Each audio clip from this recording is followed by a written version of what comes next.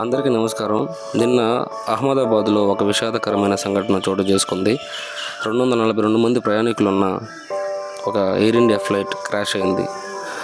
Flight ఎక్కడానికి వచ్చిన ప్రయాణికులు కానీ, ఆల్రెడీ ఇండియాకి వచ్చి సందర్శించుకొని వాళ్ళ ఫ్యామిలీని కలిసి మళ్ళీ లండన్కి వెళ్ళిపోతున్న ప్రయాణికులు, హ్యాపీగా మన జర్నీ స్టార్ట్ చేయొచ్చు అని ఆనందంగా ఉన్న ప్రయాణికులు, ఈ ప్రమాదం జరుగుతుంది అని కల్లో కూడా ఊహించుకొని, ఎలాంటి పరిస్థితుల్లో కూడా ఊహించుకోకుండా ఉన్న ప్రయాణికులకి ఏదైనా ప్రమాదం జరుగుతుంది అని తెలుసుకునే టైంకే క్రాష్ అయిపోయింది.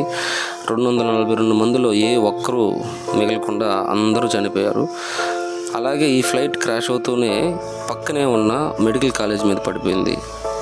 అది బ్లాస్ట్ అయిపోయింది. అప్పుడే భోజనం చేస్తున్న విద్యార్థులు ఏమీ తెలియకుండా, ఏం జరుగుతుందో అర్థం కాకుండా ప్రాణాలు కోల్పోయి ఎంతో బాధాకరమైన విషయం. అసలు ఆ విషయం తలుచుకుంటుంటే గుండెలంతా పిండేసినట్టు అవుతుంది.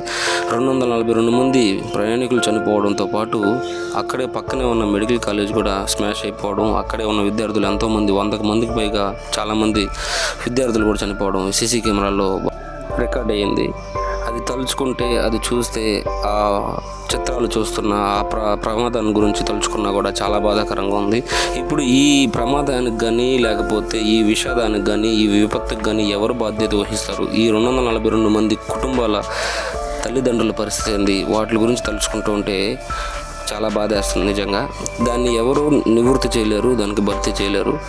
ఈ దేవుడు చేసిన యాక్ట్ ఆఫ్ గాడ్ అనుకోవాలా, లేకుంటే ఆ ఫ్లైట్ మేనేజ్మెంట్ యొక్క తప్పిదం అనుకోవాలా, లేకుంటే ఇది కరెక్ట్గా చూసుకోకుండా ఫ్లైట్ టేక్ ఆఫ్ చేసిన వాళ్ళది తప్పు అనుకోవాలా? ఎవరిని నిందించాలన్నా కూడా దానికి సంబంధించిన కరెక్ట్ ఇన్ఫర్మేషన్ మనకు ఉండదు.